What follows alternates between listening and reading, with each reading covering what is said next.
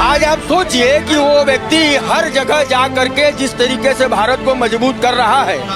और वो व्यक्ति जाबाद में रहा है, वहाँ का राष्ट्राध्यक्ष एयरपोर्ट पे पहले खड़ा है। जिस तरीके से बाइडेन ने, ट्रंप ने, बराक ओबामा ने या बाकी दुनिया के तमाम राष्ट्रों ने